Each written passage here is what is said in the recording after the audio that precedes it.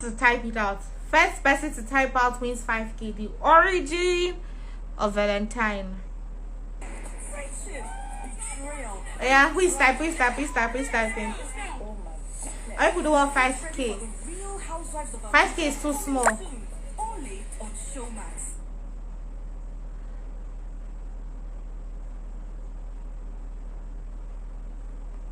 Don't link. Invite your friends. Everyone come in. Who is answering? Who is winning this our 5k today?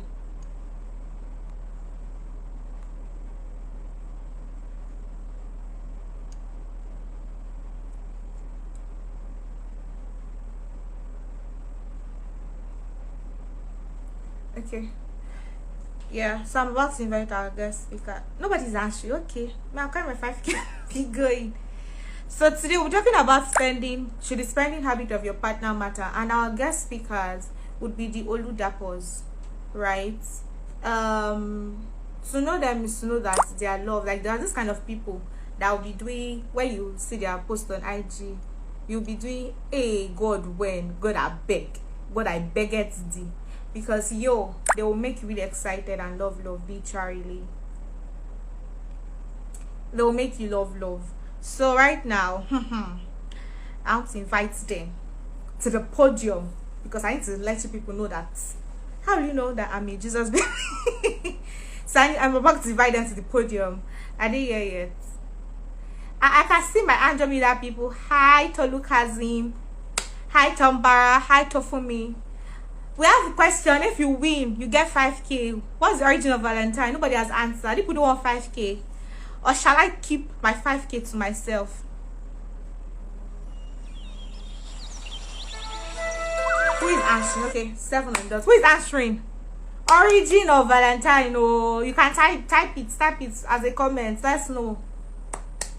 Wait, you are doing love symbol. You don't ask. I don't have to win money. Hey, so for me, win money. Win 5k. Origin of Valentine. Oh yeah, now. Oh yeah. If you want 5k. Answer. 5 people here. My boss is here. Hi sir. Hello, are you? Please have to be my best behavior so I don't increase my salary.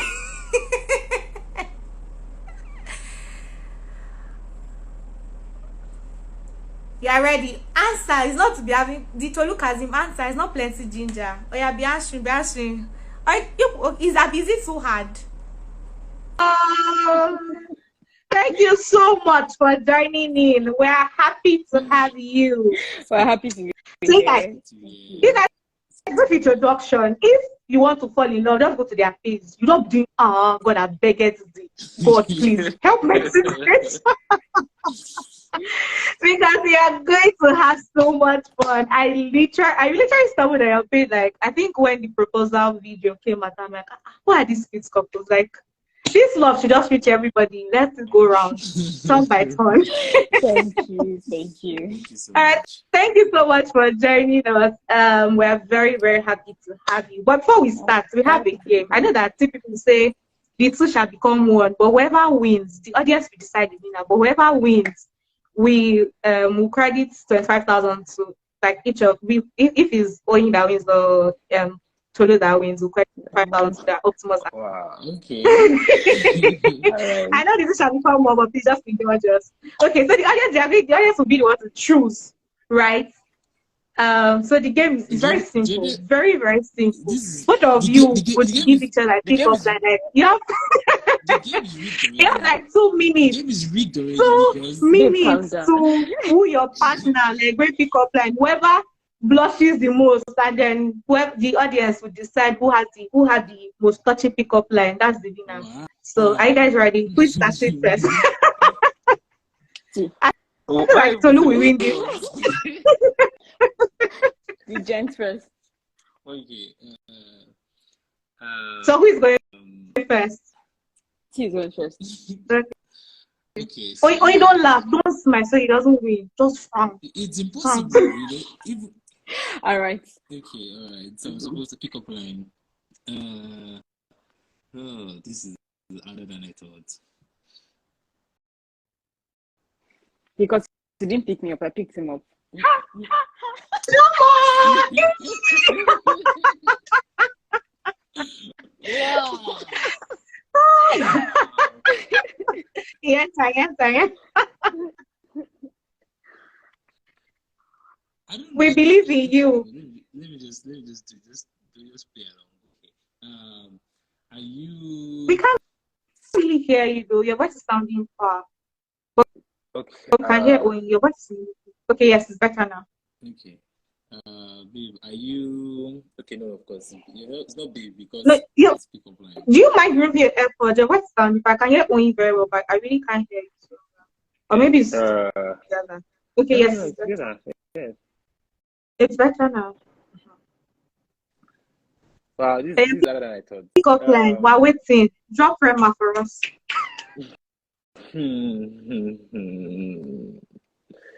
Oh my God. No, let her go first. So I'll think of mine. Yeah, Go first. Yeah, go first. Sorry. Hi. Give us a Oh my possible. God, she's ready. She's ready. Hi. She's My ready. name is Oyin. What's yours? My name is Tolu. You have a very cute smile. Oh. I won Yeah. I'm already. already. See, I said this game is rigged. It's rigged from the beginning. Like, How? because You didn't even make an effort. You didn't make an attempt, babe. See, they say we know the winner already. No, okay. I know. I have to do a big comeback. All right. Hi.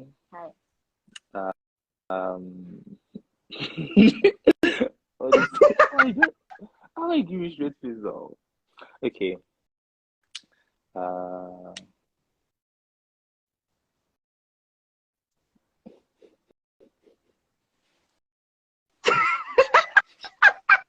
Is a name face because the evidence of things I hope for. Only one. She's acting, you know. That's the whole point. That's the whole point. All right. All right. Only one. Okay, thank you so much for indulging. This was fun. But once I you get across to you. Like question about what? Others can ask questions, but we'd like to ask some questions first, right? Anyone that's following your story, we know that in the space of like 7 months, you guys did the whole dating, proposal, wedding, and then immediately after going to kin, right? For me, I personally believe that someone that can do that kind of things, only the cash, like you people, that song is for you, only the cash, you jumping and spending the money, because you can't have mercy for money right now. Like in this economy, hey, it has to be some level. So can you like tell us what exactly did you do? Like what? Because I honestly believe that you both probably had very, very good financial patterns and spending habits. That's why you did school that through. So can you like just walk us through how all the process was financially, right? Because like I said, in this Nigeria, I need like 1 year minimum to plan for a wedding because DJ we charge 500k, this one charging that 1k.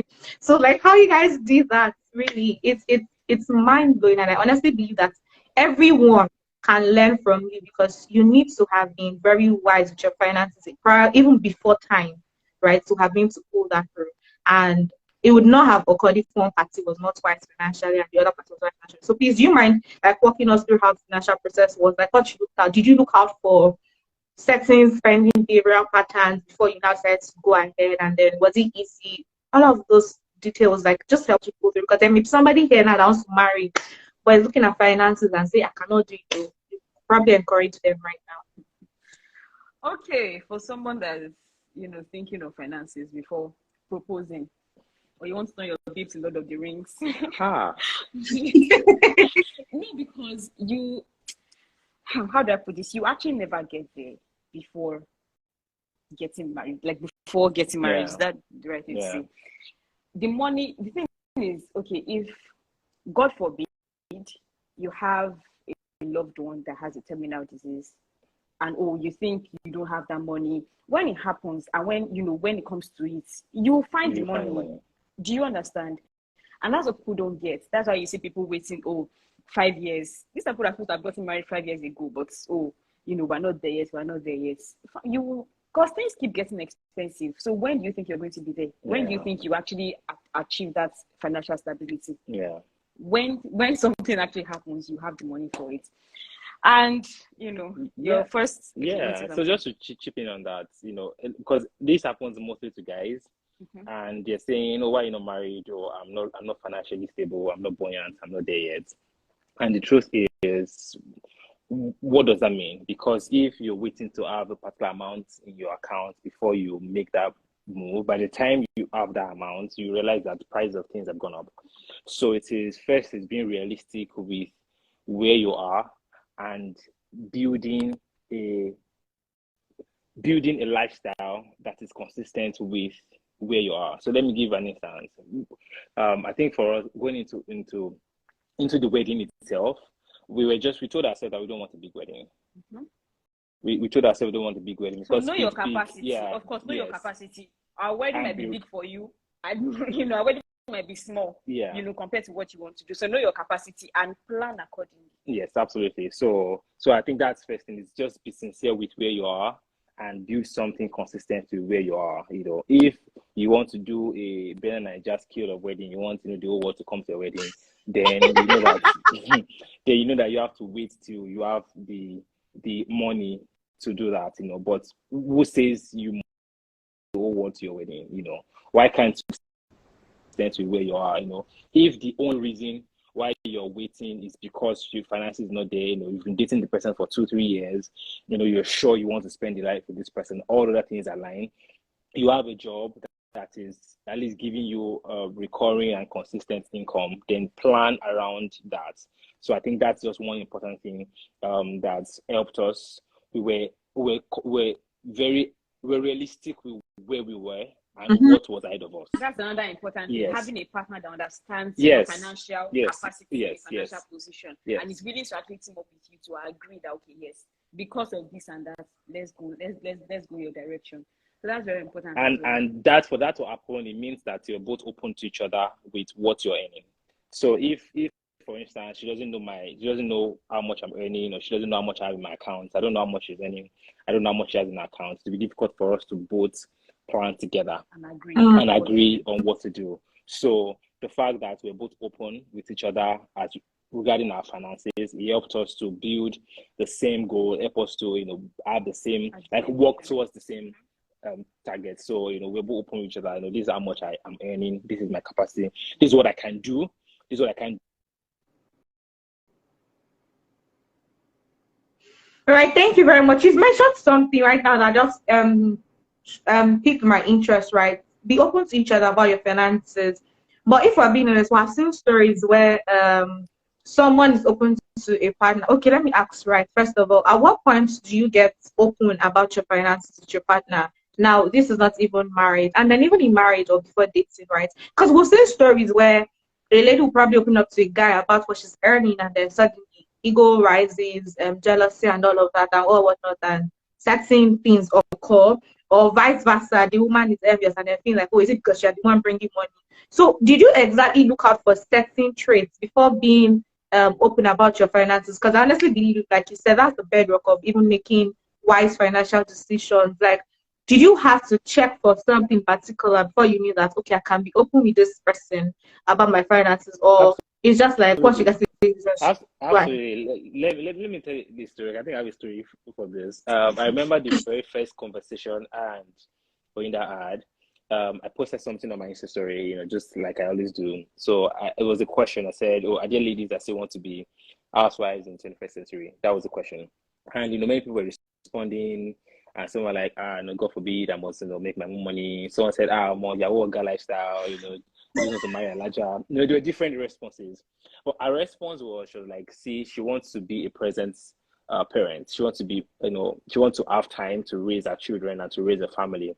But she doesn't want to do it in a way that she is a financial burden to a partner, because most stay-at-home moms, that's what they are at the end of the day.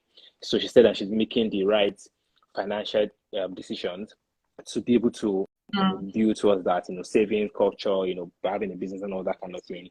And when I saw the response, funny enough, when I saw the response, I just said, give me your phone number. Like, that was actually that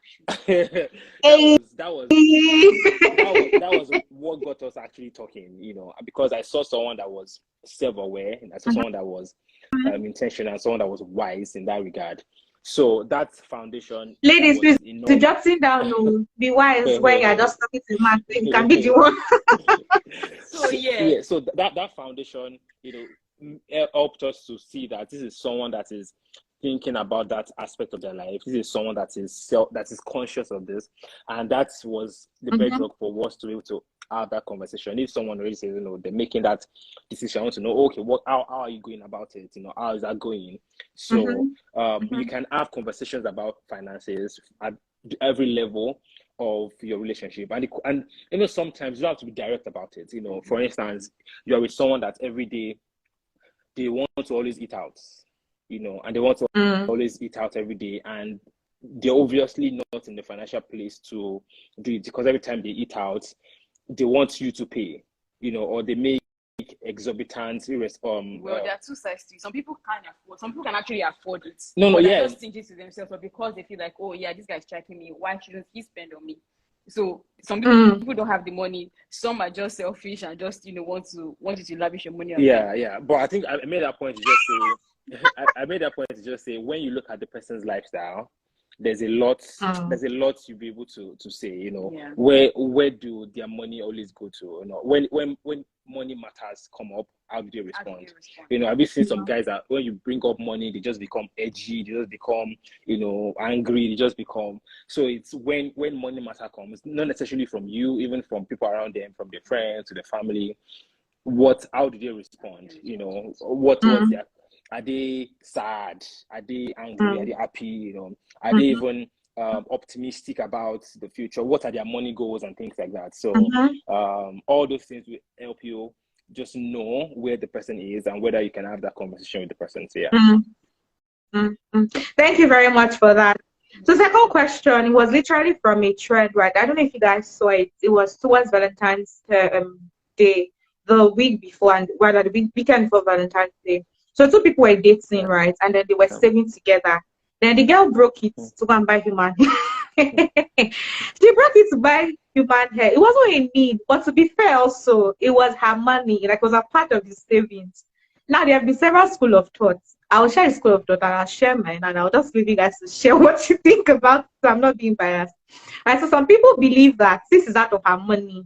She didn't really need to tell him because she did not take his money. She didn't steal. Some other people believe that if it was out of his own, she should have told him, or just for courtesy sake, she should have told him. Some other people believe that if it was hers and then she told him and he did not like it, she would still go ahead, or mean like she should just have obeyed simple courtesy of telling him. And me, I think like it's a totally foolish idea, or totally, because if I'm saving with you and my partner, we're probably saving towards our future.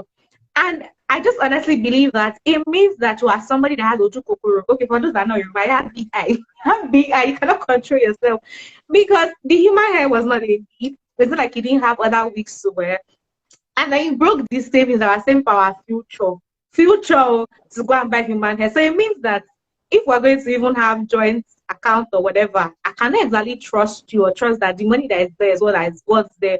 But okay, let me not talk so much. Let me just leave the floor to you guys. What do you think? Do you think any of the school of thoughts makes sense, or what would you have advice on? And okay, the thing is now the boy was saying he was going to break up literally, and some people are like that, oh, it's so childish, so that she skipped a bullet, she done the bullet. You know how Twitter can be now, you just done the bullet, girl, because I won't let you spend your money. Some people are, so really, what do you guys think? Like, for me, I feel like that should be a very great red flag financially, because it means that you're trying to shoot yourself in the foot. But I'm not married, so I don't know. You guys go ahead.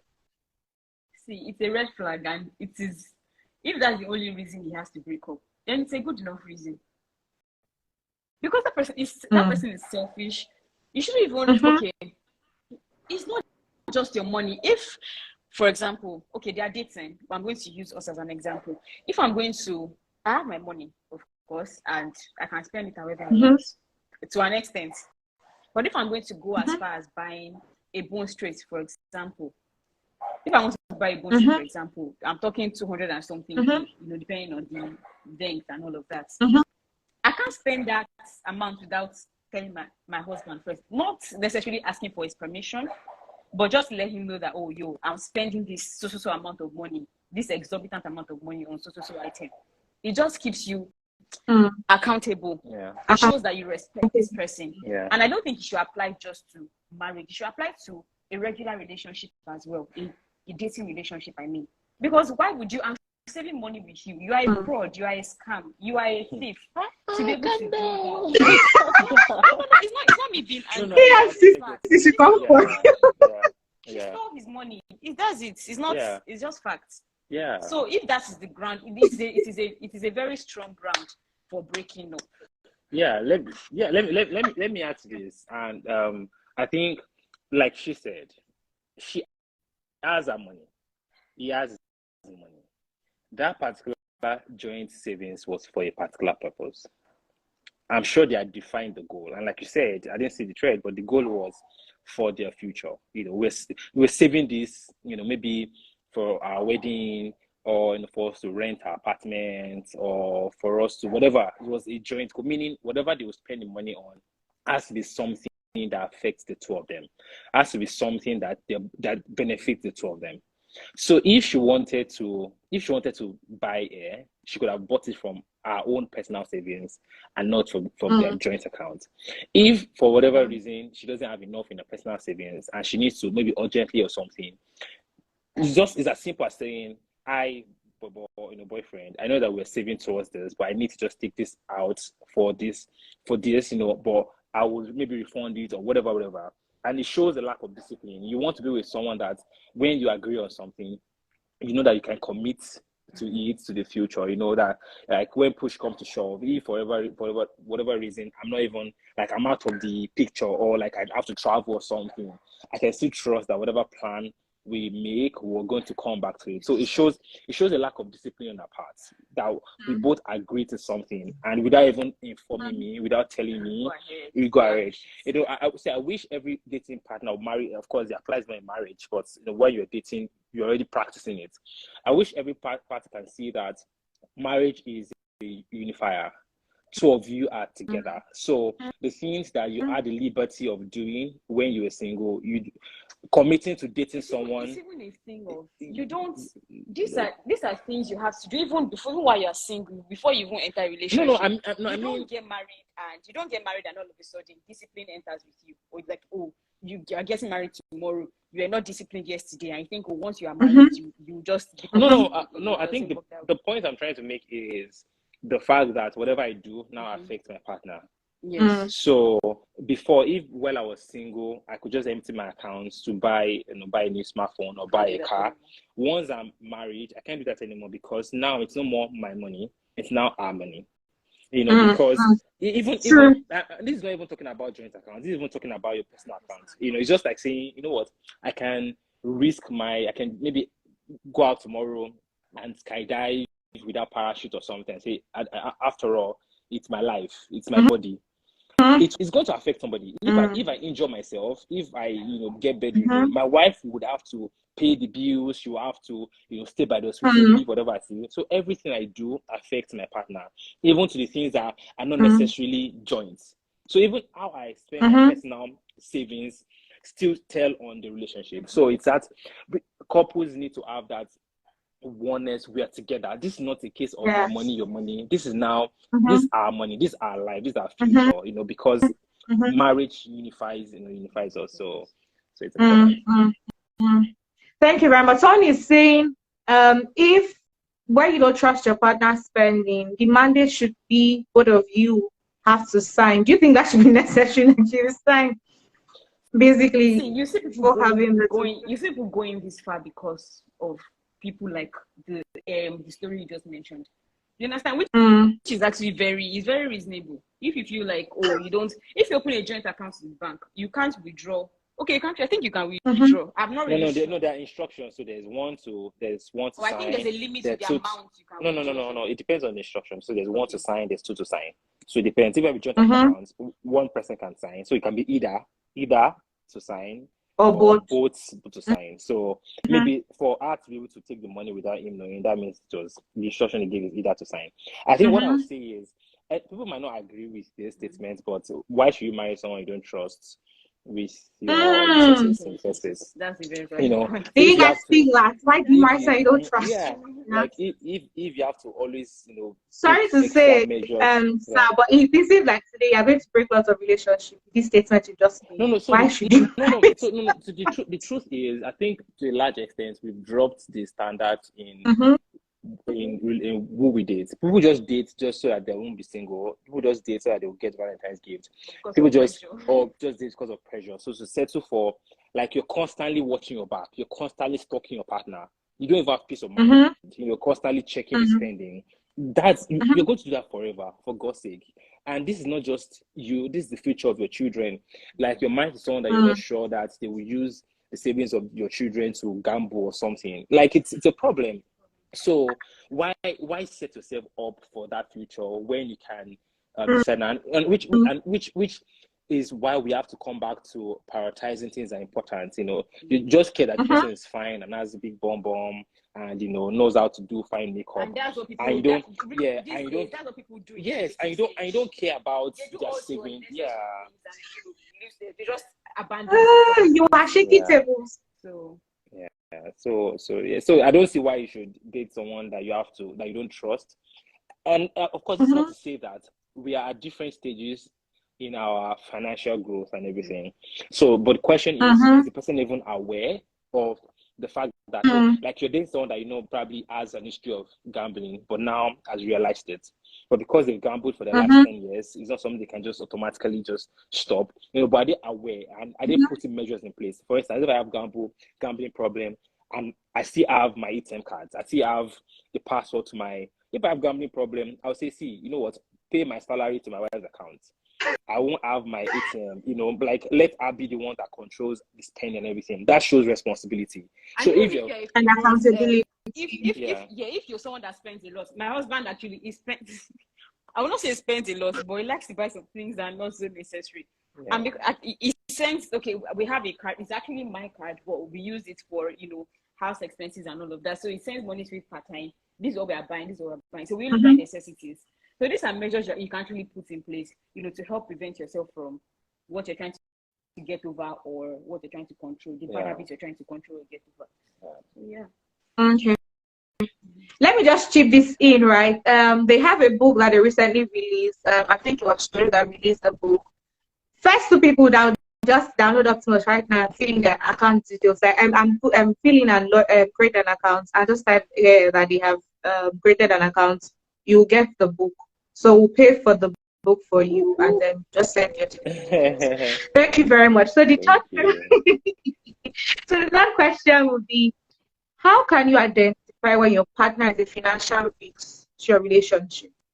Right? Because many times I honestly for those that are just joining in, Optimus is a product of AfriVest, and AfriVest has been available for 28 years. And what we literally do is financial investment, right? We carried out investment and services for top brands and the MTN, the Dangote, so many people literally. And when we go out also to train, these are certain questions that we're asked, and we're like, okay, let's just do an IG live, right? So how do you actually identify with your partner's financial risk? Because you can identify when, like, partner, everyone, I think like many people focus on when there are risks to your mental health, when there are risks to, like, maybe they're toxic and all of the rest. But few people actually focus on them being a financial risk. And I personally believe that if you're financial risks, you will not still be happy in relationship. Look at this guy now that the lady went to go and use money for human. So how do you actually identify, like, what do you need to look out for to know, this one is after my life? Because really, like Tolu was I said Tolu, oh, he was right. I just said person they fraud. You're after my life, oh, if I'm saving with you and then you're carrying the money for something, you have just kill me. I like soft life. I don't even like stressing myself. So how can you really identify when your partner is financial risk to your relationship? I think you identify something only when you know that it is a red flag. Sorry, I can't hear your voice is far again. I said you identify something like that only when you know it is a red flag. Right? So if you're not aware, if you don't have the knowledge, you won't even know that this is a risk in the first place. Yeah. Right? So that's true. Like you have to know it's a problem, even yourself. Like you have to be financial wise yourself. So you're not even only focusing on your partner, you're focusing on the education, you know, like that's so true. Yeah. So what are the financial red flags that you actually, some of the financial red flags you also look out for? Financial infidelity. That's when I'm trying to use a story, but I'll just try to explain it. When your partner hides. Wow, they said you're a very wise woman. When your partner hides the extent of their wealth, the extent of the assets they own, the extent of their debts, it's very it's very important for you to be transparent with whoever you are dating. Let's even leave marriage aside, because it's what you know what you get used to in the dating stage. It's what you carry into marriage. The same mindset, the same attitude. Of course, it can get worse and it can grow, but you carry that mindset into it. It's very important for you to be transparent with your partner like about your finances. Do they hide how much their bank account, or they want to send money and they're hiding it, or their bank app, everything is passworded, you have no access to it, they are piggy bank. People are like that even in marriage. I don't know how they do it, but so well. Please go into your home. So people like that. So are they really gathered up like that? You can't even open their messages to check their balance, you can't open their bank app, and you know, those things. I don't even think you should get to that extent where you have to be the one, you know, policing it. Like, are they even open about it? Like, can they tell you, you know, oh, you know what, I got a raise at the office. Oh, you know what, how we made our first, you know, this thing. Oh, you know, this, man, I'm spending this amount, or I had to borrow this person, or someone asking for loan. Or you get a cash gift and you can't even say, oh, okay, this was what I just for you. So another thing to look out for is people that borrow money. They have this habit of borrowing, and when the borrower asks for the money from them, they borrow from another person to pay back the borrower. People like that. It's really that bad. So they continue it as a pattern. If you date someone like that, or for adventure, marry someone like that, you have to understand that their debt becomes your debt. Yeah. You are one already, and obviously for the sake of peace and for the sake of covering up your partner and their shame and all of that, you have to settle the debts. Yeah. So those are things you look out for. Also, there's a set of people that flaunt their wealth, and one thing I always say is people like that, there's a very high probability that they're even living beyond their means. Because the rich ones, you won't see them flaunting their wealth. I've met people, and when I found out that, oh, this is how rich this person is, I was in awe. So this is the I don't know the words you use. I think in Yoruba will say Orojo or Lolari. How did they say it? Okay. There are people that they always have the tendency to show, you know, they want to prove a point, they want to show. And do you know who I am? Kind of people. Exactly, you know. So they will go and spend they'll go and buy the kind of wristwatch that they actually can't afford. You know, like my pastor always say, that you have the money doesn't mean you can afford it. You know, so they buy things they necessarily can't afford. So I think that's another extreme to people that flaunt their wealth are people that actually are wealthy but are just proud, which is still a red flag. So look out for that. Yeah. Also, which I think we've talked about, is the unwillingness to discuss money. It's a very uncomfortable topic in the society. Nobody wants to. See, let me just cut my wife here and just say that. See, you know, this thing they say that there's a Yoruba adage that says it's money that breaks friendship. I don't know how to say it in English, but there's a Yoruba adage that or something like that. Like, it's not something only in friendship or in business. It's something that applies in marriage as well. Marriage money topic is generally a very uncomfortable topic to talk about. You know, and we've seen friendship, businesses ruined by just money. The same thing applies in marriage.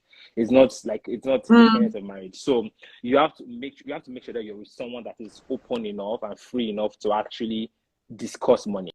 Yeah, like if your partner calls you up and says, "Oh, you bought this, I'm not comfortable with it." And there's also the part of educating them, because generally, like you said, it's uncomfortable. So once again, I think we always emphasize it. Be with someone that is teachable, someone that is willing to learn and relearn. Yeah. So it's generally an uncomfortable conversation to have. Money is very difficult to have. So be able to sit with them and tell them that, see, I know how uncomfortable this is, but it's important. It is vital. Yeah. So they ought to be able to, swallow that thing and open up at the end of the day. Yeah, that's so important, because I remember when we started dating, my wife is an accountant. I'm not, and I just thought, I said, see, when it comes to money matters, you're smarter than I am. Can you help me with drawing budget? Can you help me with, like, I was start open, like I wasn't forming the man in relationship. He was the first person to actually open up about. Yeah, like I said, see, my money, my financial life is a mess. Can you help me with drawing the budget or tracking my expenses? Or, like, I was that open. So I think there's just that honesty to just say, I don't know this. You're better at it. Help me with it. So yeah. There's also the case. All right, thank you very, very much. Yeah, we have somebody that's downloaded and filled in our details. So please send us a DM so that we can get your details, and then we can just make payments for your book. Right. Thank you very much. I feel like this is like a full master class, because I've just been doing I'm just trying to compose myself. I'm not shout grandma. But it's been really deep. I think at the end of the day, like you guys said, transparency is key, and accountability. I really like that you didn't form macho and then do the whole I'm the man of the house. You were transparent enough to know that you were not strong in that area, and just goes supports what Oyin said of, you cannot identify a red flag if you yourself are not even aware of it. Right? So you people be aware. I just feel like today many relationships here will be having hard conversations after this. We have hard conversations. Let me just chip this in. You mentioned something about a story, how in a very short time we're able to like go from dating to marriage to having a baby. And I think one thing that accounts to that is the fact that we're able to have difficult conversations quietly. Like from our talking stage was more like military interview. Of course, that's jokingly serious. It's not jokingly serious. It's actually exaggerated, because we talked about the important thing. That's what it means. But of course, So what I meant is, many people they're dating, but they avoid. They just only do the mushy. Yeah, you're so fine. Let's go on date. Like, they don't ask serious questions. Wait, another important thing is people have replaced the time that are supposed to be talking about important things with sexual activities. Remember, the Lord is watching you. Repent. All right. So, dating relationship is not. I'm clapping. Dating relationship is not when you're supposed to be having all the sexual thing. It's when you're supposed to talk about important things that will determine if this person, is a worthy partner. Yeah. Or not. I didn't want my wife to go there, but when she went there, and I don't think it's a religious thing. Let me just say that. I don't even think it's only a religious thing, because from experience or practical, when you hear people's story and everything, the moment you get intimate, that it's like cancer. It kind of just swallows everything. So when you meet, anytime you hang out, you're just waiting. When are we going to start doing this thing? Like, you're not intentional to have the conversations. You're not intentional to grow. Like, you don't grow in other aspects, because of that. So that's it. Thank you very much. Like, I'm actually not joking. I'm laughing about it. This is like a full masterclass already. I'm already taking notes so that I'll go have hard conversations tonight with my book. When there are times you both disagreed on financial decisions made, if yes, like, do you mind sharing why, and then how you were able to sort it out? Because also, I honestly believe that finances, like, is something that many people disagree on. Right? So for example, now some people could be high risk takers, but these low risks and all of those things, and then the husband now go and carry okay. First, let's give example. When your husband's a pastor, right? You now say, I have faith that this will happen, and then just put it in high risk, and then the money just that, and your children's school fees is there, like house rents there, everything there. It's actually enough to cause a huge disagreement, because you were not comfortable with it, and then he went ahead with it. So things like this happen, right? Has it happened to you guys? Do you mind? Do you mind? Like, do you care? Do you mind? Would you like share with us? Yes, of course. Yes, and then what you steps you took to just settle that dispute. Okay, I'm trying to remember a particular instance, but I'll say this first. it will always, it's not something that will happen once. It's not something that will happen twice. When we are 80, it's going to happen. It's something that will continue to happen, because what is priority to you might not be priority to your partner, and vice versa. So I think, for example, okay, we have blinds in the parlor, and of course, a lot has happened that, we've had to spend money on, from wedding straight to, I had to quit my job immediately after. Yeah, she had to quit her job like, because I was working on the island. I was living on the island, and you know how crazy Lagos traffic is. So going from when she got married, she had to move to the mainland. I had to move to the mainland, like far. Yeah. The mainland. You guys are making people say God when no. God has God will provide. Anyway, God will make it happen. Jesus' name, amen. All right. Okay, what was I saying? So it was difficult for me to commute. I had to be waking up by 4 in the morning and then leave the house by 5:30. Sometimes I'll be in traffic till like past 9, sometimes past 8. It was difficult. So it was really difficult. But I was able to manage for a while until I got pregnant, and my health was suffering for it. Yeah. My BP was low. I was losing weight, and I'm not even big normally. So imagine someone that's tiny as I am losing weight. So I had to choose between work money and my health and the health of my baby, right? So I had to quit my job, and most of the financial burden was on my husband. And at that time, we're still trying to, and as at that time, we're still trying to build a home. Like, put this here, let's buy this, let's buy that. Yeah. It's also very important, because after you spend a lot on wedding, and you don't want to be with someone that wants your house to turn to a palace overnight. Yeah. It doesn't work that way. You need to understand that, yes, like, these things take time. So, I think he was focused on us changing the blinds in the parlor. I was like, let's do a cutting. I'm just like, babe, this is not a priority. This is just an example. This is not a priority. And, he tries to give me reason. I try to make him see, like, these are other important things that we need to do. These are things we need to do. Not even right now that we have to put money aside for. As long as this thing is covering the window, people can see inside of the house. And it's still beautiful. Why? How is it a priority? So it comes down to communication. Yeah. Letting your partner see that, I understand that this is a priority to you, but these are other things that are more important than what you're considering priority. Yeah. And I think there's another instance in my head. I might not be able to give you details, but I was going to make sure that she wasn't comfortable with, and like she was totally averse to it. But I was able to explain why it was important to give a decision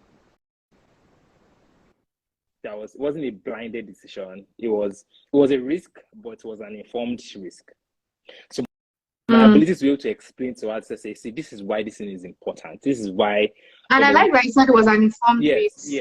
So because it's not just for us to take risks. It's informed about it. Yes, and there was a plan. It wasn't just it was a plan. There was like, you see, this is why it is important. This is this is a roadmap and everything.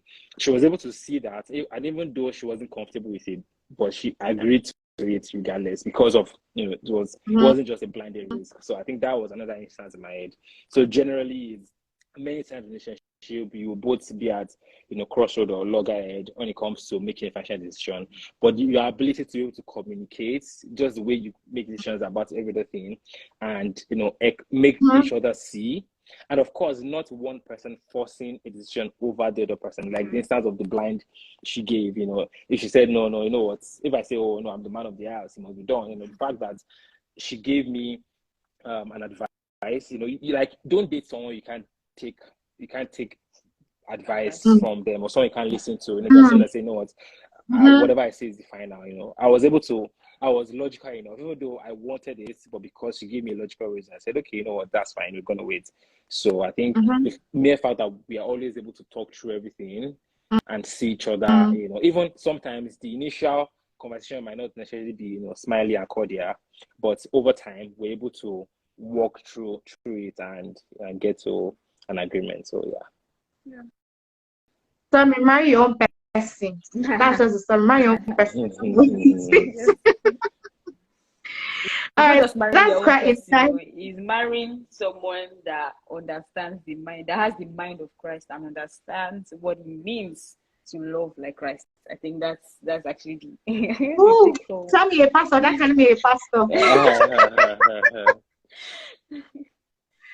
All right, thank you very much. So, please, if you have questions, I've missed so many questions, but if you have questions that then we probably skipped it, please just drop it again because me, I'm also taking note too. I'm learning because it's not just anchoring, I'm coming to the house learn also. So, Yeah. all right, so let's talk about your savings culture. What determines like your savings culture? What determines how much you drop?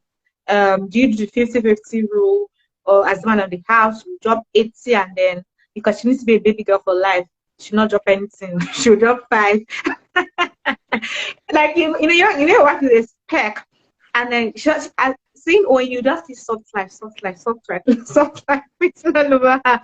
So what literally determines your service culture? How do you go about it? Like what determines what you drop? Is there like a particular rule? Is it flexible? What exactly influences it? See, I don't believe there's a rule. There's a particular rule to the saving culture of a couple. Why is because it's hardly ever some people say, oh, it's 50-50, and you're dropping 50% and dropping 50%. It doesn't work that way. If my husband, for example, is earning 600k and I'm earning 200k, it won't work. It's very selfish of him. Even if I say, okay, let's do 50-50, it's very selfish of him to even agree. Yes, sir. Right? Okay. So when it comes to this thing, one shoe doesn't fit all. Yeah. One shoe doesn't fit all. So what determines that is, okay, you're earning 600k. You can do 70. I'm earning 300k. I can do 30. You understand? And I've also met people that my line manager in the office where I was working before, he didn't used to let his wife contribute to anything, like financially, except you used to tell her, oh, your money is your money, my money is our money. Even when she offered, it's like, no, this is how I've always wanted things to be, and I've worked to make that my reality, and I'm not going to let anybody change that. So monthly he sends her money and then puts so amount to savings, and they handle the rest. So at the end of the day, it boils down to what you both agree to do. Yeah. There's no one shoe fits all. I'm trying to break this barrier because I've had conversations with people, and they always hell bet on, when I get married, it's going to be 50-50, or it's going to be 70-30. Why would I jump 50-50 with my husband? There's no hell bet. There's no rule, rather. There's no rule to. There's no one rule to it.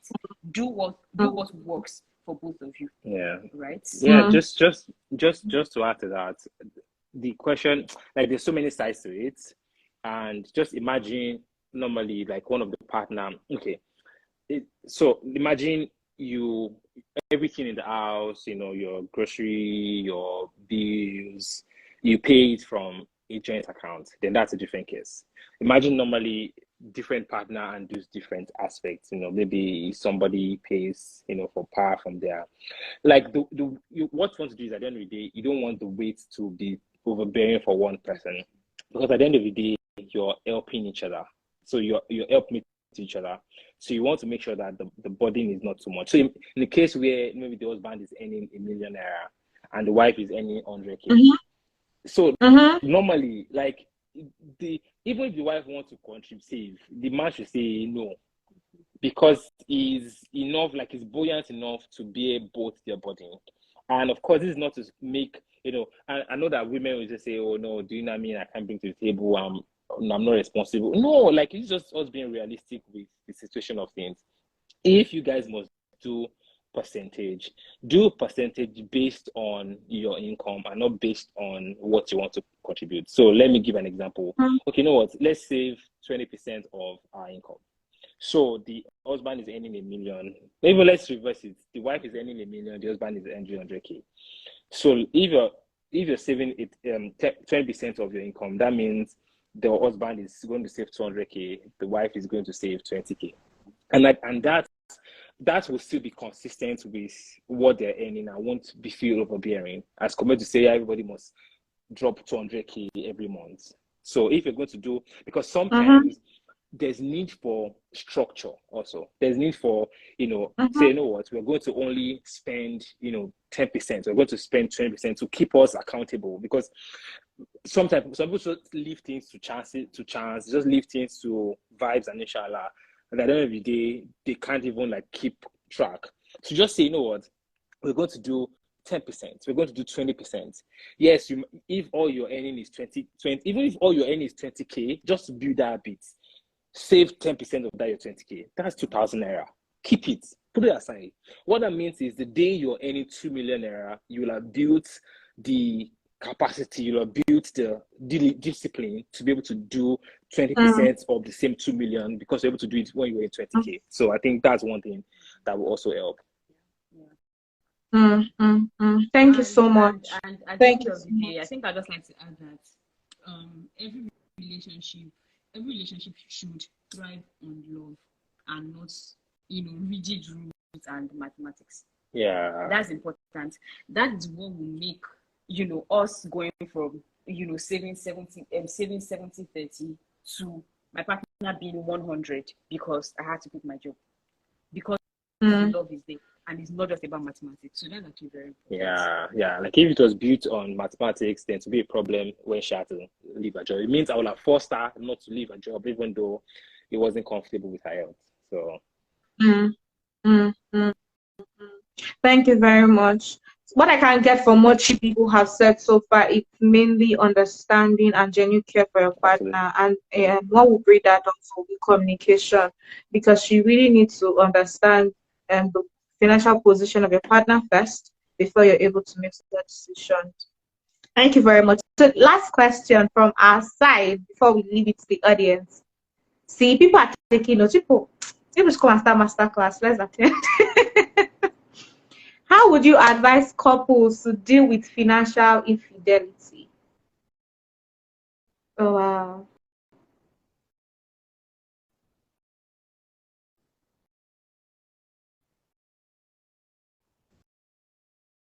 Hello? Yeah, someone tried calling us, and it just disrupted everything. Just pumped up out of the... It's fine. Thank you very much for joining me here. Thank you. So I was asking a question. I said, how do you advise couples to deal with financial infidelity?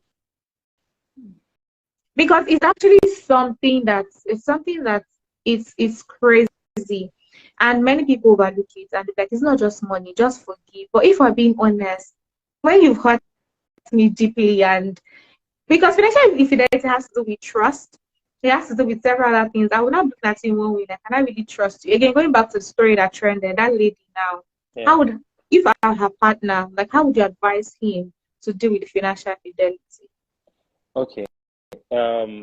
So I think the first thing is talk about it. And as old age as that advice might sound, I think it's still very valid. Talk about it. Because a lot of times we assume that the person did it intentionally. Some people just don't know any better. I've seen cases where if people know any better, they're going to do better. So just don't know any better. So talk about it. Let the person know how that made you feel. Let the person know.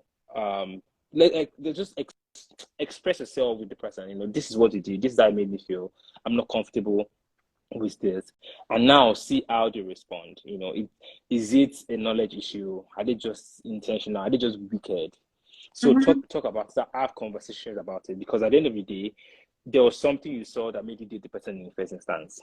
So don't just throw everything away just because of we have so many aspects of life to grow. I think it depends on of course, absolutely. If it's a case of this person took your phone, emptied your account, and blocked you and ran away, definitely there are no two. There's also, I'm going to give us another story. It has to do with financial infidelity.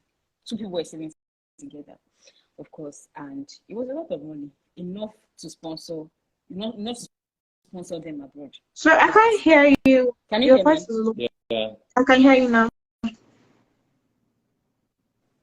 Yes, I can hear you now. Yeah, enough to sponsor, at least one person abroad, or even both of them. So, one of them just, packs up the money and flees the country.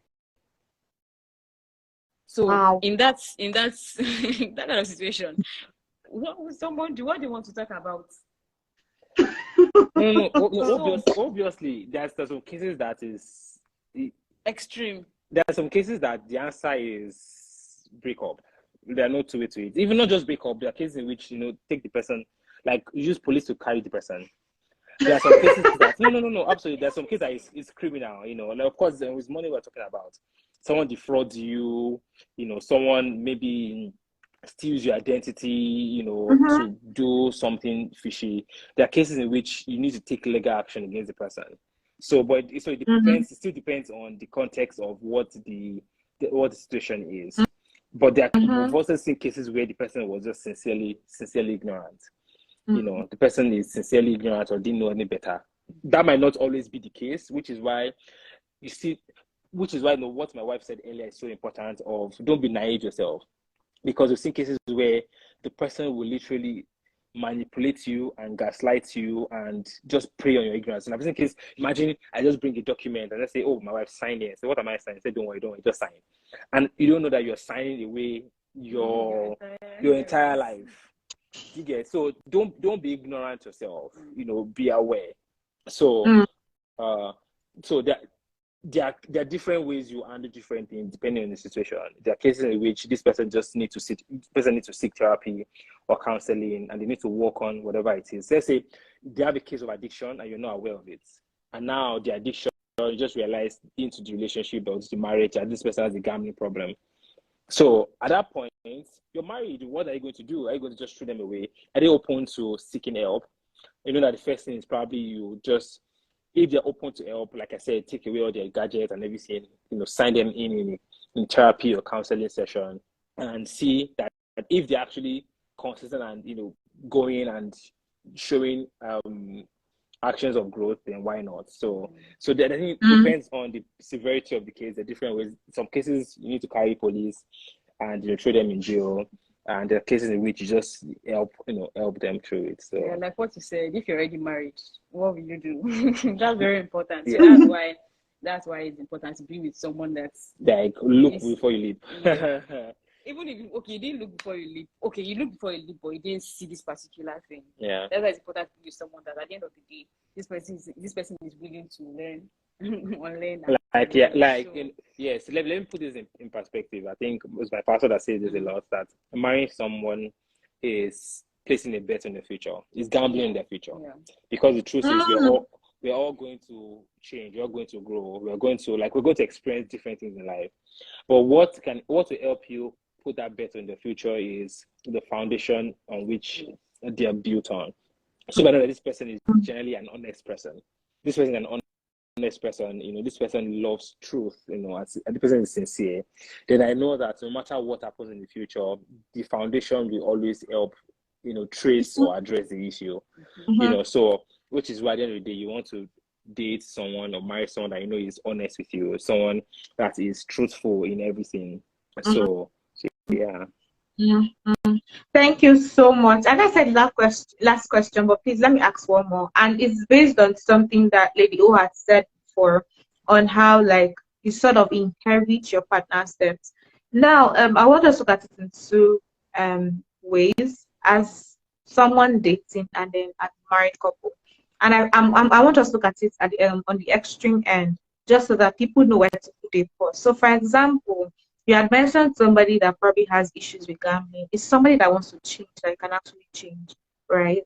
But then this person does not want to change, always borrowing loans to gamble. To what end would you now still be holding yourself responsible? Now, imagine they are married, for the debts of their significant other. Then, in a dating relationship, and for me, I think that's nonsense. I should not be holding accountable for my partner's debts. But it isn't really like they're just dating. Should he also be held responsible for your partner's debts? And if yes, where should you draw the line? Right? Because I think at the end of the day, if you're always now paying for your partners, then don't you think to an extent you're indulging them? That's very true. Yeah, I think in a dating relationship, for example, I'm trying to think of an instance to use, to judge you being liable to, not liable per se, but I think at the end of the day, in a dating relationship, if you pay off someone else, if you pay off your partner's debts, it's love, and it depends on how bad it becomes a problem when it's a pattern. Yeah. You know, so let's say for if instance, it's a one-time thing, so why not? yes, like, and depending on the amount as well. So like I know that some people frown at borrowing money, but the truth is it's a financial system, it's a wise financial system when the need and the risk is measurable and justified. You know, big companies borrow money to do business. Like it's a normal thing. So if there's a need, you know, there was a legitimate need, you know, God forbid if your partner falls sick tomorrow and need each money for surgery and literally don't have it in account, will you say, okay, let them go and die because they want to borrow money? Absolutely not. You're going to borrow money to do it. So the case in which, okay, now I'm dating you, you had this loan, or maybe your school loan, you needed money to pay off your school fees and everything. Okay, you know what? You had no choice. This is not as a result of a bad or terrible lifestyle. This is just something that was important. Then I help you pay off. If it happens that now you incur another loan, another debt, then there's a problem. So is it a pattern? Is it a problem? And I'm saying this because some people are just totally averse to unpleasant situation. You know, when they see anything, everything is red flag. Not every time everything is red flag. You know, we're not all privileged the same way. Yeah, there are people that it was difficult for them to feed growing up, so they literally have to do different things. But the truth is, when put in a better situation, when they experience better education, you know, when they get help like from you, they're able to make better and informed decision. So you want to be able to check, is it a pattern? You know, is this a problem? So if it is not a problem, you bail them out once. You know, there's some people that, okay, you know what, you're dating, you have this 1 million naira debt because, you know, you have to pay school fees or you have to pay your parents, you know, hospital bills. Okay, you know what, let's plan this. We'll see, you're working now, your money is not enough to pay it off, but from your 120 that you're earning every month, you know, you'll be dropping 20K for the next 10 months. I'm going to help you, you know, do this amount, and the person keeps to it. Why not? You know, you're growing through it, because that's part of what love is. But it shouldn't come to the point where you're now indulging their bad habits or their addictions. So it's borrowing money to gamble, and you're like, oh, okay, that's a problem. Yes. But if it is necessary, they need to start a business, they don't have the capital, they have to borrow money, but the business went south. That was an important move. The mere fact that they're even bold enough to say, you know what, let me start this business and put in. Definitely, you want to help them through. Of course, next time you'll be more careful on how they start, but you want them to be able to take the lead the next time to even push themselves and to start the business. So it depends on what it is at the end of the day. So it becomes a problem when you are now, like you said, sponsoring something that's supposed to get over it. And I think just to say this is, marrying someone is marrying their flaws, and you have to be able to count the cost and say, what are the things that, you know, someone once told me, someone said, if this person does not change, they're still going to love the person the way you're supposed to. You know, you're supposed to love someone like in marriage. You don't only love them romantically, you love them unconditionally. So am I still going to love this person unconditionally if this action does not stop? If they keep borrowing money and keep borrowing money, if they keep gambling, better or get worse. Yes. So you have to count the costs, you know, from the beginning. So, and you have to decide. I mean, I don't think I would come home and smile and play with this person if knowing, you know, their attitude, and you know that's your indication to end and get out of that relationship. You know, ask yourself, will I still love this person unconditionally, even if this action does not change? That's okay. Thank you so much. So somebody is asking, what if it's not gambling? What if it's a risky investment and the person has a track record of always making bad investment choices? So it's starting of education. Before you invest, before the person invest again, let the person, you know, find out everything that needs to be found out about the investments. And the person probably needs to take a break. See, some people's investment is not investment, is gambling. Actually. Because no, it's true, you know, because they say, oh yeah, bring 200K in a month, I'll give you 25 million from where to where, and so they will say it's investment, it's business. It's not business, it's gambling. But Yes. for So example, people are just greedy. Yeah. For example, it might be investment actually. Some people are just, I don't know, I don't know what to call it, but some people are just, they just hit bad luck when it comes to investment. See, if something like that happens, you need to take a break before you before you invest in something else, because you can't invest and then it will go south. The next 2 weeks you invest again, it goes south. So when are you going to stop? When are you going to learn your lesson? And the truth is, when you make it a pattern, when you do it constantly, you don't even take breaks at all. You're going to keep making the wrong decisions because you just want to invest in the next best thing to get over your loss. Like the pattern generally continues. I think one thing that will help is put a structure in place that will help your partner. So tell you know what, before you make the next investment, we both must sign off on it. So like tell them, see, you want me to continue this relationship, okay, you know what, let's both acknowledge that over time you don't have the pattern of making wise decisions. So for your next investment, I must sign off on it. Like I must approve it, or even move your money into my account. I'll be the one to transfer to them. I'll be the one to, so that way it out of. That's one, it's not just push they put structure in place that would help curtail. Also is sign them off for proper education. Someone that is constantly making the same mistake every time shows that there's something the person does not know. There's something like there's a knowledge gap at law. So seek knowledge. Insist that they probably go for a training in that business line before they make further education or further decision. So And just to add to that, there are also companies, right? Like we also offer consultations for HNIs. There are companies that actually do these consultations. So I honestly don't think I think like many people don't learn to delegate. So you don't have to know everything literally. So you don't know, that's fine. But then search for companies literally that can help you do this. So like there are companies that actually just help people manage manage and build their wealth literally. So you can just search for them and get them to do it, as against you just hitting bad luck every time. It's literally just affect your whole life relationship. I have really had an amazing time. It's been very enlightening, and I must say I'm not even joking. You both are wealth of wisdom, and I know that I was joking when I said this, but I'm actually not very serious. I feel like many relationships today will be having some hard conversations. Sorry, not sorry, but then this needs to be discussed.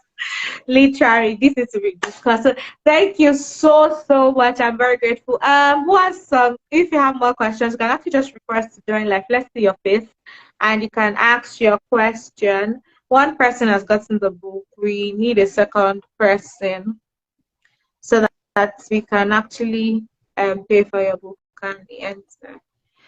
All right. Anyone? I can't see this comment anymore.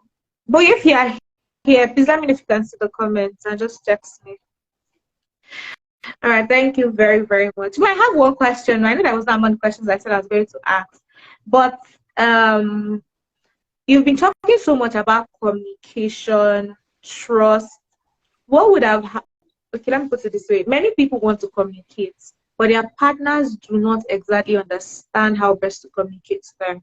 So, for example, if the very first time when you were discussing about your finances, your Owen's response was cold or was not encouraging, and it's not like she was doing it to spite you, that's just how she relates. So, for example, people sound very formal. Like me now, I have plenty energy, and maybe I'm trying to open up to somebody, and I give me cool answer like, okay, noted, this is noted, kind regards. I'll be turned off and I'm not going to talk to you again. Just that, and that can actually also affect communication. So in a case like that, what would you advise the partner to do literally? Because now it's not like a thing of they're trying to hide or they're trying to not communicate, but they've really not understood how to communicate to each other, and they perhaps don't even know it yet. So how do you advise them to handle that? Because from all you said today, communication is the bedrock of everything literally, right? So what if they don't know how to communicate? How do they go about it? Well, I don't think not communicating is the solution. So the how is to start from somewhere, whatever direction might be. You might not like it, but start from somewhere. And I believe for you to even be in a relationship with someone, over time, you should know how they communicate to an extent, Mm-hmm. right? You should know how they communicate to an extent. So just start, however it is, just start. And if at the end of the day, this person is your partner, they love you. If they react anyhow, any kind of way, let them know as well that, oh, see, this was what I was trying to say. It happens with us actually. Yeah. It's not every time that, oh, we communicate that, just sails smoothly. There are times that it goes south, and then he has to come back, or I have to come back to him and tell him, oh, this was what I was trying to say, but you misunderstood. And all of that. Yeah. So not communicating doesn't help. Starts. And I think at the end of the day, if you need to see a therapist to figure things out, that is also a way, or a counselor, or someone, or maybe an elderly couple around you that you feel like, oh, this your partner will listen to and understand. That is also, one route to go. Yeah. So I think, just to recap what she said, because she answered the question very well. Number one is teach your partner how to communicate. I learned a lot from her. She taught me how she wanted to be talked to. She taught me how she wanted to be loved. So it's a thing where a lot of time we assume that our partner should know how we want them to talk to us, or how. Don't assume that they know. Tell them that I prefer. Don't talk to me when I'm tired. Don't bring up important conversation when I'm tired. Don't bring up important conversation. I'm just coming back from work when I'm stressed. Wait till I've eaten and I've slept, and train your partner. Teach them when best to bring up conversation, and when they bring it up, when you're not ready to talk about. I think everyone happened recently. My wife wanted to talk about something. I said, babe, not now. Let's do it some other time. Let's do it when I'm. So just that openness. And of course, the other party, your goal should not be, no, we must talk about it now. Now, never. It's just that at the end of the day, your goal is not to talk. Your goal is to communicate and resolve it. So, if you have the goal in mind, it will also inform your method. If the goal is for us to come to an agreement and have a sane and good outcome, then it's not what I think is important, but what I think what works. And he says, so a lot of times also just seek a third party. I've seen many cases in which couples will two of them will bring their matter to me, and I'll just say, this is it up to be. And you realize how simple this is. Yeah. So just get a wiser third party involved. They can help you put a lot of perspective in place because they've gone through it. So all right. Thank you so much. I'm very grateful. Thank you for your time. I'm sure everybody has learned so much. If this is Masterclass 101, after today, if you make any nonsense financial decision together with your partner, we really can't help you anymore. If after this Masterclass, we really can't help you anymore because this was a lot. Thank you very much. Thank you so much for having us. Thank you. I won the game, so we'll be in touch with her. Your money is my money. She won. Marry financial wife, you get why. Marry why. Thank you so much for having us. Thank you so much for ordering the invitation. Everybody, thank you for joining in. It was exciting. I learned a lot, and I'm sure you learned a lot. So thank you. And then if you were the second person that downloaded the app for the book, please just send a message because I really do not see a second person. Perhaps I missed it because someone said I missed one person. Yeah, I think so. Please send us a message. Yes, we'll actually get across to you. Thank you and bye. And your relationship is just goals for many of us. Let's just say that. Thank you. All right.